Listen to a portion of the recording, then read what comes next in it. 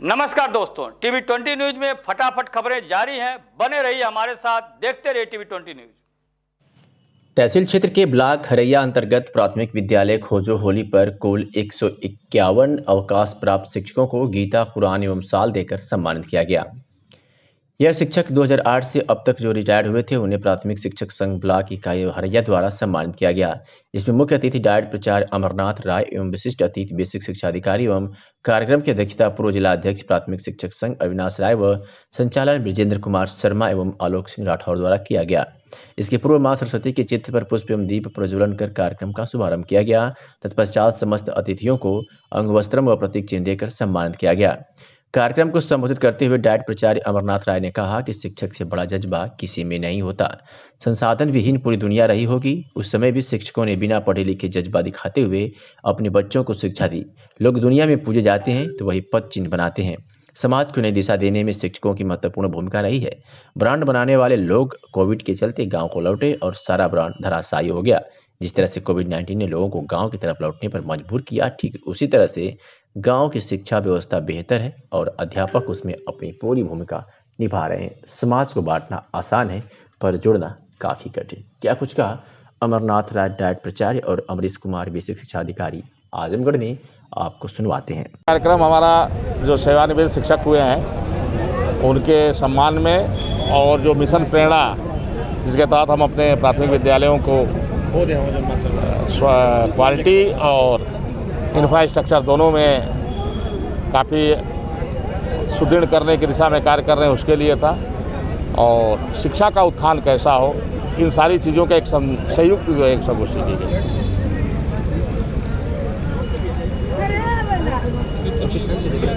और कुछ कितने लोगों को सम्मानित किया गया? सेवानिवृत्त से 104 शिक्षकों को सम्मानित किया गया, क्योंकि इस समय 1908 आए थे, 150 आए थे। 50 को बुलाया गया था, कुछ लोग अनुपस्थित थे। हाँ, जिसमें से कुछ लोग नहीं आ पाए, जिनको सम्मानित किए जाएंगे वो भी। और 2008 के बाद यहाँ शिक्षक सम्मान समारोह नहीं हो रहा था, और एक परंपरा रही है कि हर साल सेवानिवृत्ति के बाद सितंबर में से शिक्षक सम्मान समारोह हर ब्लॉकों में आयोजित की जाती है, जिसमें शिक्षा के विभाग के अधिकारी भी आते हैं और सारे संगठन के पदाधिकारी आते हैं, और उसमें शिक्षोन्नयन गोष्ठी भी की जाती है। इस बार पहली बार ऐसा हुआ क्योंकि अब हमारे यहाँ या पूरे देश में ही मिशन प्रेरणा लागू है और ऑपरेशन कायाकल्प तो अपने यहाँ लागू है, तो मिशन प्रेरणा के तहत भी इसमें किया गया कि ताकि हम लोग जब शिक्षा विभाग के अधिकारी, मार्गदर्शक, हमारे SRG, ARP प्रेरक, हमारे शिक्षक सब जुड़े रहे तो हम उस दिशा में कार्य करने के लिए एक अच्छे माहौल में काम कर सकते। धन्यवाद। इसमें कहना है कि ऑपरेशन कायाकल्प के अंदर 14 पैरामीटर्स हैं, कंपोजिट ग्रांट विद्यालयों को दी गई है। कहीं 25,000 भेजी गई है, कहीं 50,000 भेजी गई है और कुछ विद्यालयों में 75,000 भेजी गई है।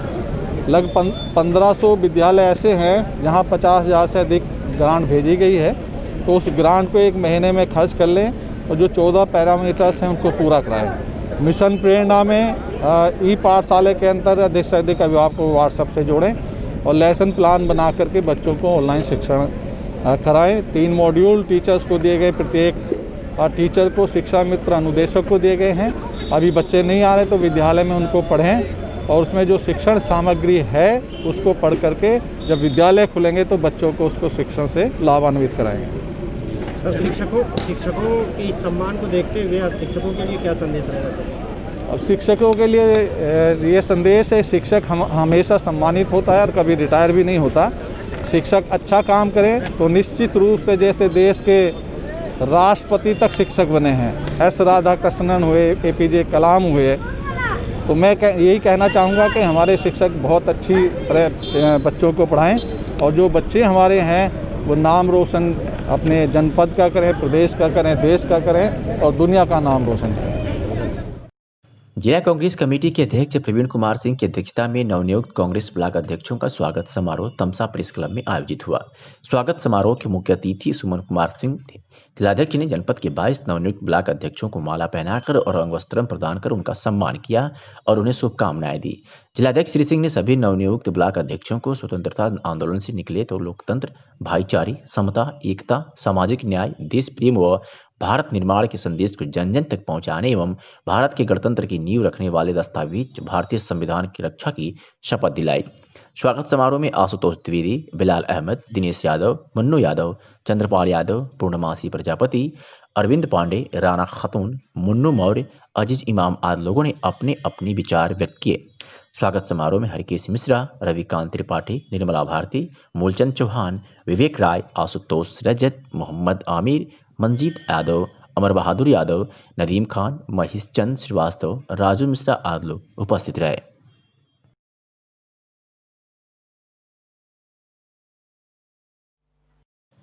अनुसूचित जाति विभाग के चेयरमैन की रिहाई की मांग को लेकर कांग्रेस कार्यालय पर बैठक की गई। पूर्व विधायक नसीम अहमद ने कहा कि उत्तर प्रदेश कांग्रेस अनुसूचित जाति विभाग के चेयरमैन आलोक प्रसाद की भाजपा सरकार द्वारा अलोकतांत्रिक और साजिश के तहत गिरफ्तारी की गई है और जिसका कांग्रेस पुरजोर विरोध करती है और मांग करती है कि आलोक प्रसाद को तत्काल रिहा किया जाए, अन्यथा आने वाली 26 नवंबर को संविधान दिवस पर शांतिपूर्वक धरना प्रदर्शन कर आलोक प्रसाद की रिहाई की मांग करते हुए जिलाधिकारी को ज्ञापन सौंपा जाएगा। बैठक की अध्यक्षता कांग्रेस जिलाध्यक्ष प्रवीण कुमार सिंह ने की। इस बैठक में पंकज मोहन सोनकर, प्रदेश उपाध्यक्ष अनुसूचित शिवा संतोष कटाई, उपाध्यक्ष अनुसूचित जाति विभाग सीमा भारती, महासचिव आदि लोग मौजूद थे। क्या कुछ का इस बाबत नसीम अहमद, पूर्व विधायक मौनी, आपको सुनवाते हैं। बात की है कि हमारे अनुसूचित जाति विभाग के चेयरमैन आलोक प्रसाद जी को अनर्गल धाराओं में फंसा दिया गया है, जिसका कि उनसे कोई संबंध नहीं। उन्हीं की रिहाई के संबंध में ये प्रेस कॉन्फ्रेंस की जा रही है पूरे प्रदेश के हर मंडल मुख्यालय। इसी में ये आजमगढ़ मंडल की भी प्रेस कॉन्फ्रेंस है। आप लोगों के माध्यम से हम लोग ये मांग करते हैं कि उनको रिहा किया जाए। पूरा मामला बताइए, क्या मामला? पूरा मामला एक लड़की जो है अपनी कुछ उसकी समस्या थी तो उसको लेकर के उसने आत्मदाह किया और उसमें बिला वजह का आलोक प्रसाद जी का नाम डाल दिया जा रहा है कि इन्होंने उकसा करके उससे आत्मदाह कराया। ये सरासर गलत है। उसका मसला था, उसकी समस्या थी, जिसको लेकर के वो विधानसभा पर अपना पहुंची और उसने अपने को जला लिया। तो उसमें इनका कोई इन्वॉल्वमेंट नहीं है, लेकिन ज़बरदस्ती पेटा जा रहा है, जोर ज़बरदस्ती की सरकारें हैं। क्या लग रहा है किसके इशारे पे? ये सरकार के इशारे पर और किसके इशारे पर किया जा रहा है? ये भाजपा के इशारे पर किया जा रहा है, जोगी जी के इशारे पर किया जा रहा है, तो उसका किसके इशारे पर किया जा रहा है? आज कांग्रेस ही लड़ रही है सड़कों पर इनके खिलाफ, और तो कोई लड़ नहीं रहा है। तो इसलिए कांग्रेस कार्यकर्ताओं को हरेसमेंट करने के लिए इस तरह का काम किया जा रहा है। उनकी रिहाई की मांग के संबंध में ये प्रेस कॉन्फ्रेंस। अगर मांगे आपकी नहीं पूरी हुई तो अगला कदम क्या होगा? अब अगला कदम जो हाईकमान से कोई निर्णय होगा उसको अमल में हम लोग लाएंगे। अभी कोई निर्णय है नहीं, ये निर्णय हुआ है प्रेस कॉन्फ्रेंस करने की तो किया जा रहा है। अतिक्रमण को लेकर एसडीएम और ज्वाइंट मजिस्ट्रेट गौरव कुमार सख्त नजर आ रहे हैं। आज हरबंसपुर में सड़कों की पटरियों और नालियों पर हुए अतिक्रमण को हटवाया। ज्वाइंट मजिस्ट्रेट गौरव कुमार के नेतृत्व में पुलिस फोर्स, राजस्व विभाग और नगरपालिका की संयुक्त टीम ने अतिक्रमण हटाओ अभियान चलाया। नगर के हरबंसपुर में स्थित आरटीओ कार्यालय के आसपास सहित अन्य स्थानों पर दुकानदारों द्वारा सड़कों की पटरियों में अवैध रूप से लगाए गए tin shed, stool bench, stall लगाकर किए गए दर्जनों लोगों के अवैध अतिक्रमण को जेसीबी से हटाया गया। अतिक्रमण हटाओ अभियान की शुरुआत नगर के आरटीओ कार्यालय से की गई। देर शाम तक ये अभियान चला। बहुत से लोग प्रशासन की इस कार्रवाई को देख खुद ही अपना अतिक्रमण हटाते दिखे। इस मौके पर सिधारे थाना निरीक्षक विनय कुमार मिश्र, राजस्व विभाग और नगरपालिका के कर्मचारी आदि मौजूद थे। क्या कुछ कहा एसडीएम और ज्वाइंट मजिस्ट्रेट गौरव कुमार ने, आपको सुनवाते हैं। देखिए, यहाँ एआरटीओ दफ्तर के बाहर जो ये सड़क है, इस पर गुमटी लगा के, टीन शेड लगा के जो है यहाँ अतिक्रमण कर लिया गया है लोगों द्वारा, जिससे रोड का जो है ब्लॉक हो गया है काफ़ी एरिया। प्राय जो है यहाँ जाम की स्थिति रहती है। तो आज जो है यहाँ अतिक्रमण मुक्ति अभियान चलाया जा रहा है। बार बार यहाँ पर अनाउंसमेंट भी किए गए हैं, लोगों को सचेत किया गया है शहर में भी कि अतिक्रमण हटा लें। ऐसा नहीं है कि पहली बार किया जा रहा है, पूर्व में भी किए जा चुके हैं अतिक्रमण मुक्ति अभियान।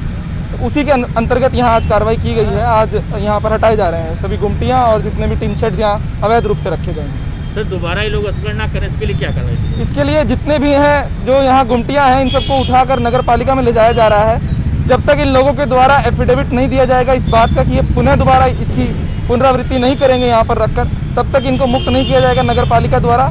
और यदि उसके बावजूद ये किया जाता है तो इन पर एफआईआर भी की जाएगी और फिर जुर्माने की कार्रवाई भी की जाएगी। सर शहर के कई इलाकों में और भी जैसे चौक एरिया बहुत ज़्यादा कंजेस्टेड है, बहुत ज़्यादा जाम लगता है, तो वहाँ कब कार्रवाई की जाएगी? वहाँ भी की जाएगी। देखिए हमारा पिछले कई हफ्तों से अतिक्रमण मुक्ति अभियान चल रहा है। समय समय पर शहर के हिस्सों या मुबारकपुर में हो, हम लगातार ऐसे अभियान चला रहे हैं। आज यहाँ पर हो रही है, जल्दी ही जो है अन्य इलाकों में भी होगी, उनको चिन्हित किया जा रहा है। वहाँ पर अनाउंसमेंट नगर पालिका द्वारा कराई जा रही है। आज आम आदमी पार्टी का एक प्रतिनिधिमंडल जिलाध्यक्ष रविंद्र यादव के नेतृत्व में जिलाधिकारी कार्यालय पहुंचा और योगी सरकार की बर्खास्तगी की मांग को लेकर राज्यपाल को नामित ज्ञापन जिलाधिकारी को सौंपा। मीडिया से हुई बातचीत में आम आदमी पार्टी के महासचिव इसरार अहमद ने कहा कि लगातार उत्तर प्रदेश में महिलाओं और बच्चियों के साथ बलात्कार और हत्या जैसी घटनाएं बढ़ती जा रही है। सूबे की सरकार बढ़ रहे अपराध को रोकने में विफल है और मौजूदा समय में कानून नाम की कोई चीज नहीं रह गई है। और क्या कुछ कहा आम आदमी पार्टी के महासचिव इसरार अहमद ने, आपको सुनवाते हैं। आज जिला इकाई आम आदमी पार्टी के साथियों ने प्रदेश नेतृत्व के निर्देशन में आम आदमी पार्टी आजमगढ़ ने डीएम महोदय से मिलकर और ज्ञापन देने का काम करेंगे और बढ़ते अपराध, हत्या, लूट, खसोट के खिलाफ आम आदमी पार्टी के साथी संसद से लेकर सड़क तक संघर्षरत हैं। आज उत्तर प्रदेश की हालत काफ़ी दयनीय है। हर जगह लूट, खसोट, अत्याचार, बलात्कार बिल्कुल आम हो चुके हैं और सरकार बिल्कुल मूक दर्शक बनी हुई है। आज ये सवाल आम आदमी पूछ रही है सरकार से, सरकार अपना दायित्व का निर्वहन पूर्ण रूप से नहीं कर पा रही है, इसलिए जो है अपराध कारित किए जा रहे हैं।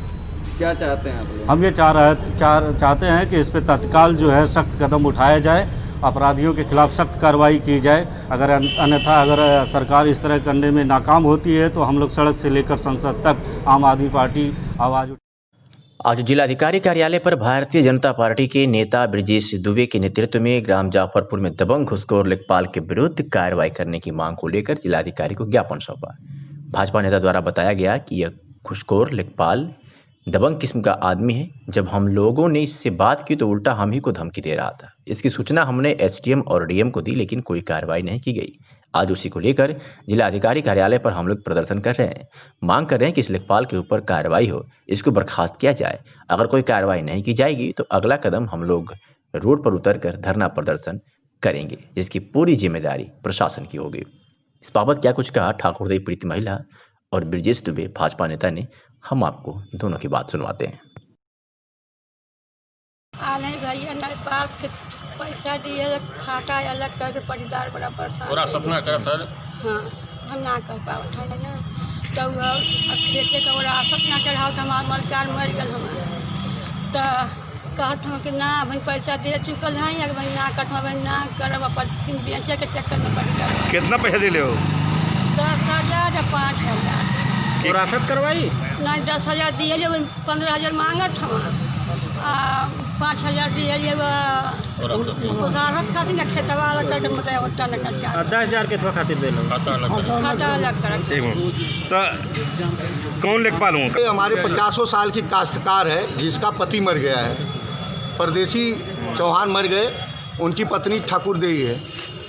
यह अपने बच्चों का नाम वरासत कराने के लिए क्षेत्रीय लेखपाल सदर जाफरपुर शशि प्रकाश सिंह के पास गई और वरासत के नाम पर उन्होंने इससे 5,000 रुपया लिया और इसका परदेसी के छोटे भाई रामचंद्र चौहान जो खाते पीते हैं अच्छी और कीमती ज़मीन बेचना चाहते थे, कुछ बेच दिए, जिसकी सूचना इसको फिर दोबारा मिली तो यह पुनः लेखपाल के पास गई और कही कि साहब मेरा नाम वरासत चढ़ा कर और मेरा डाटा अलग कर दीजिए।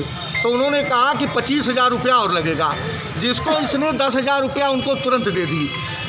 और फिर यह जब गई तो इसको डांट फटकार करके महीनों से दौड़ा रहे थे। पीड़िता मेरे पास आई कि नेताजी हमको न्याय दिला दीजिए। मैं अपने मोबाइल नंबर से लेखपाल महोदय से बात किया। बात सुनने के बजाय लेखपाल महोदय तुरंत चढ़ गए और कहे आप जैसे नेताओं को मैंने बहुत देखा है, बिना पैसे का मैं कोई कार्य आज तक न किया न करूँगा, मैं ऊपर तक पैसा देता हूँ।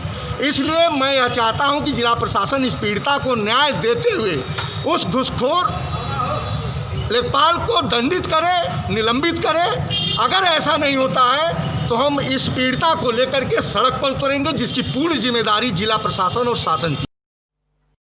जनपद में 1 कंटेनमेंट जोन बढ़े हैं और 19 कंटेनमेंट जोन से हॉटस्पॉट की कार्रवाई समाप्त की गई है।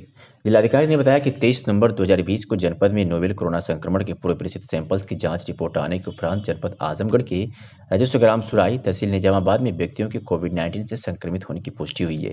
जिला मजिस्ट्रेट ने कहा कि कंटेनमेंट जोन के निर्धारण के संबंध में दी गई व्यवस्था के अनुसार जनपद के बलवंत के घर के आसपास का क्षेत्र राजस्व ग्राम सुराई तहसील निजामाबाद का संपूर्ण क्षेत्र कंटेनमेंट जोन होगा। इन क्षेत्रों में कंटेनमेंट जोन प्रोटोकॉल का 100% अनुपालन सुनिश्चित किया जाएगा। उन्होंने ये भी बताया कि भारत सरकार चिकित्सा एवं परिवार कल्याण मंत्रालय द्वारा जारी प्रोटोकॉल के अनुसार contact tracing house to house surveillance एवं कड़ा परिधि नियंत्रण करते हुए कार्यवाही सुनिश्चित की जा रही है। कंटेनमेंट जोन में पुष्ट हुए कोविड-19 मरीज के सैंपल कलेक्शन की तिथि से विगत 14 दिनों में कोविड-19 का कोई पुष्ट रोगी चिन्हित न होने पर उसे कंटेनमेंट जोन की सूची से विमुक्त किए जाने के निर्देश हैं, जिसके तहत 19 क्षेत्रों से कंटेनमेंट जोन की कार्यवाही समाप्त हुई है।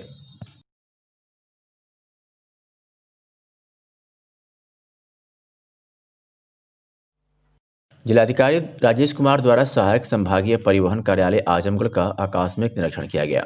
निरीक्षण के समय वेंडर पर्यवेक्षक उपस्थित मिले। इस कार्यालय में कुल 9 वेंडर कर्मचारी कार्यरत हैं, जिसमें 8 वेंडर कर्मचारी उपस्थित मिले। निरीक्षण के समय सहायक संभागीय परिवहन कार्यालय में कोई अधिकारी कर्मचारी उपस्थित नहीं मिले। इसके साथ ही जिलाधिकारी द्वारा उपस्थित पंजिका का अवलोकन किया गया, जिस पर पाया गया कि इस कार्यालय में कुल 5 नियमित कर्मचारी कार्यरत हैं। उपस्थिति पंजिका का अवलोकन करने पर पता चला कि सगीर अहमद वरिष्ठ सहायक आज तथा विनोद कुमार 23 व 24 नवंबर 2020 को अनुपस्थित हैं, जिस पर जिलाधिकारी ने सहायक संभागीय परिवहन अधिकारी को निर्देश दिए कि उक्त दोनों कर्मचारियों का स्पष्टीकरण प्राप्त कर समुचित कार्रवाई करें तथा यह सुनिश्चित करें कि भविष्य में निर्धारित समय से सभी कर्मचारीगण कार्यालय में उपस्थित हों।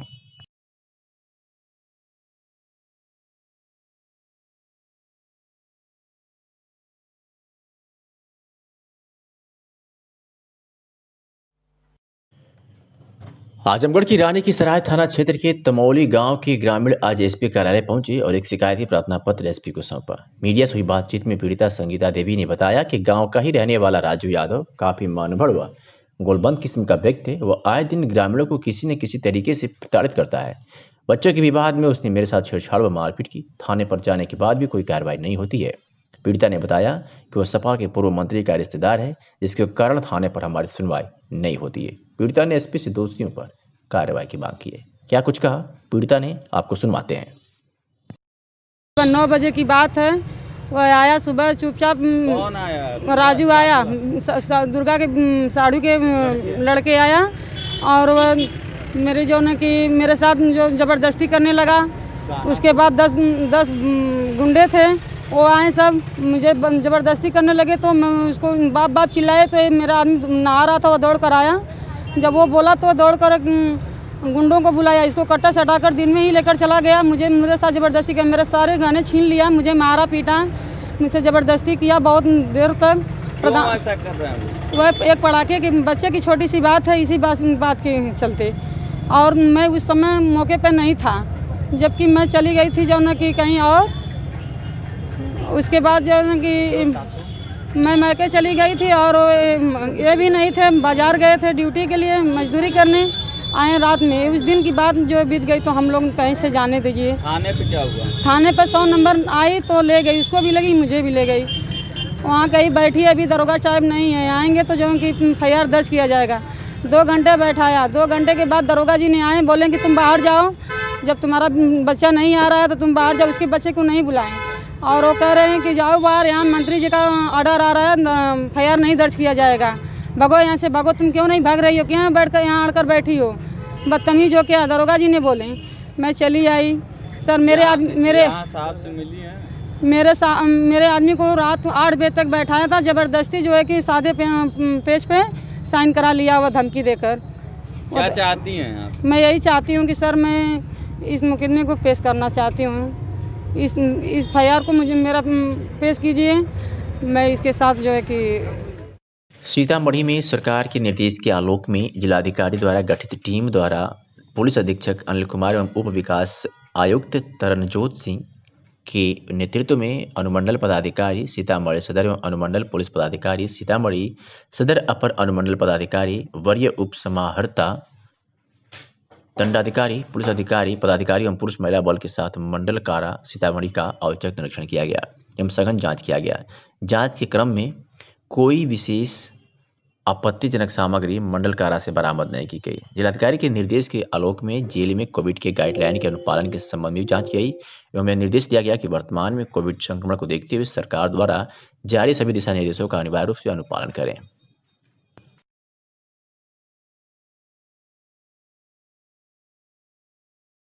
सवेरे जो है हम लोग को राज्य स्तर से प्राप्त दिशा निर्देश और जिला पदाधिकारी पुलिस अधीक्षक महोदय के द्वारा जो निर्देश प्राप्त हुआ था उसके आलोक में यहाँ आकर के छापेमारी की और यह रूटीन वे में छापेमारी होती है। इसमें छापेमारी आपत्तिजनक सामान बरामद, कुछ सामग्री जो है उस तरह का आपत्तिजनक नहीं है।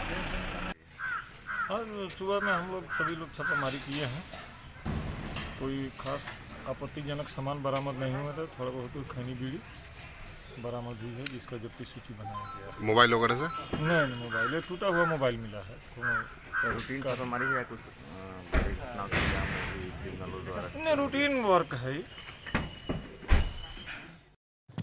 मंडलायुक्त विजय विश्वास पंत एवं अपर आयुक्त प्रशासन अनिल कुमार मिश्र ने शासकीय कार्यालयों में अधिकारियों एवं कर्मचारियों की समय से उपस्थिति एवं कार्यालयों की साफ सफाई सुदृढ़ करने हेतु मंगलवार को जिला बेसिक शिक्षा अधिकारी कार्यालय एवं डायरेक्ट जिला शिक्षा एवं प्रशिक्षण संस्थान के साथ ही कई मंडलीय कार्यालयों का आकस्मिक निरीक्षण किया। इस दौरान एक मंडलीय अधिकारी, 5 प्रवक्ता सहित 2 दर्जन से अधिक कर्मचारी अनुपस्थित पाए गए। मंडलायुक्त श्री पंत ने बड़ी संख्या में पाई गई अनुपस्थिति पर सख्त नाराजगी व्यक्त करते हुए अनुपस्थित अधिकारियों एवं कर्मचारियों का 1 दिन का वेतन रोकने के साथ ही उनसे स्पष्टीकरण प्रस्तुत करने का निर्देश दिया। मंडलायुक्त विजय विश्वास पंत द्वारा पूर्वाह्न में डाइट के निरीक्षण में प्रवक्ता अरविंद कुमार मौर्य, महेंद्र कुमार यादव, सत्येंद्र प्रताप, डॉक्टर पुनीत कुमार मौर्य, देवव्रत साहू, सहायक अध्यापक संदीप कुमार सिंह, योगेंद्र प्रसाद यादव, अरुण कुमार सिंह तथा 3 कनिष्ठ सहायक अनुपस्थित थे, जिनका 1 दिन का वेतन रोकने व इन सभी से स्पष्टीकरण प्रस्तुत करने हेतु निर्देशित किया गया। मंडलायुक्त विजय विश्वास पंत द्वारा जिला बेसिक शिक्षा अधिकारी कार्यालय के निरीक्षण में एक कर्मचारी अनुपस्थित पाया गया एवं कर्मचारी हस्ताक्षर बनाने के बाद अनुपस्थित था। एक कर्मचारी का अवकाश अंकित नहीं कराया गया था, जबकि एक अन्य कर्मचारी जो गत दिवस अनुपस्थित थी परंतु उनके स्थान पर एक अन्य कर्मचारी द्वारा हस्ताक्षर बनाया गया था। इसके अलावा कार्यालय तथा परिसर की साफ सफाई भी काफी खराब थी। मंडलायुक्त श्री पंत ने कहा कि कार्यालयों में अधिकारियों और कर्मचारियों की समय उपस्थित अनिवार्य करने हेतु निरंतर निरीक्षण किया जाएगा। उन्होंने निरीक्षण में पाए गए सभी अधिकारियों और कर्मचारियों का 1 दिन का वेतन रोकने के साथ ही सभी अनुपस्थितों को स्पष्टीकरण प्रस्तुत करने का निर्देश दिया।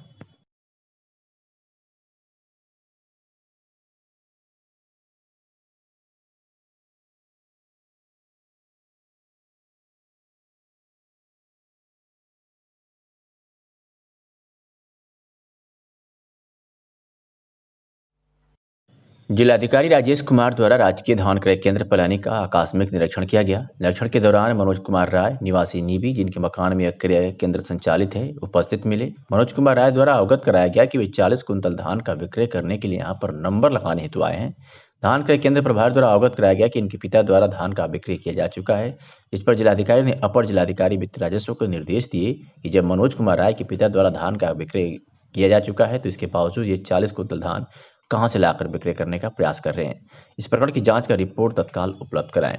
इसके साथ ही जिलाधिकारी द्वारा क्रय केंद्र के अभिलेखों का अवलोकन किया गया, जिसमें पाया गया कि दिनांक 23 नवंबर 2020 को कुल 4 कृषकों से धान क्रय केंद्र किया गया है तथा आज तक कुल 22 कृषकों से ही 681 कुंटल 60 किलोग्राम कुंतल धान क्रय किया गया है।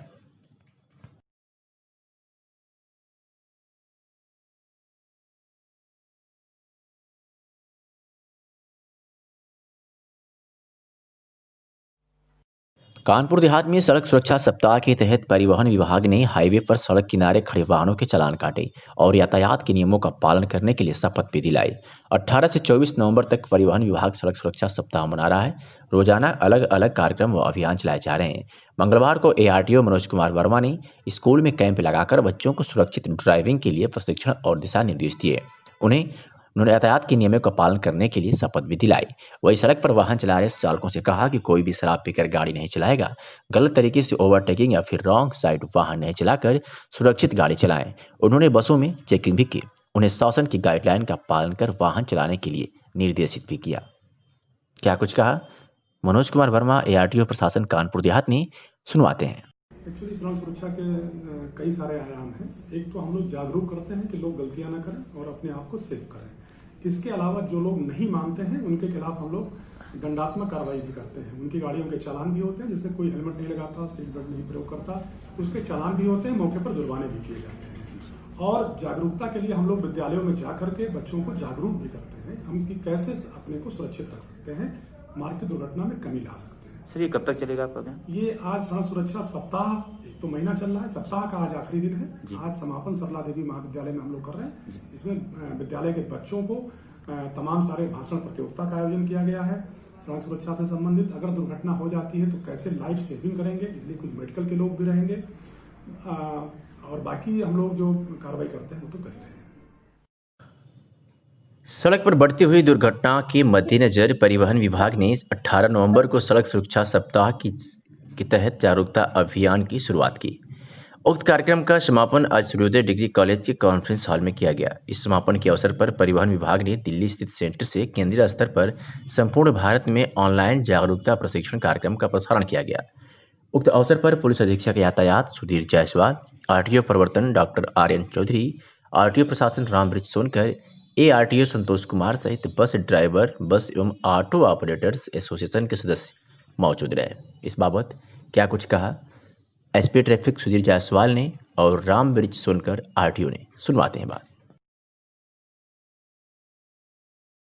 सड़क सुरक्षा सप्ताह चल रहा था इनका और समापन है, क्या कहना चाहिए? ये 18 तारीख से 7 दिन का चल रहा है यातायात सड़क सुरक्षा सप्ताह। उसी के तहत आज सेव लाइफ फाउंडेशन की ओर से एक कार्यशाला आयोजित की गई है, जिसमें जीवन रक्षक उपायों के बारे में बताया जा रहा है, ट्रेनिंग दी जा रही है। और परिवहन विभाग और पुलिस विभाग के ओर से भी जो हमारे ऑटो टैक्सी चालक और बस चालक और अन्य चालक उपस्थित हैं, उनको उसमें ट्रेन किया जा रहा है तथा इनको यातायात नियमों को अपनाने के लिए, लापरवाही न करने के लिए बताया जा रहा है, जिससे दुर्घटनाओं में कमी आए और इनकी भी लाइफ सुरक्षित रहे। आज सड़क सुरक्षा सप्ताह का समापन हो रहा है, तो किस तरह का कार्यक्रम है, क्या है?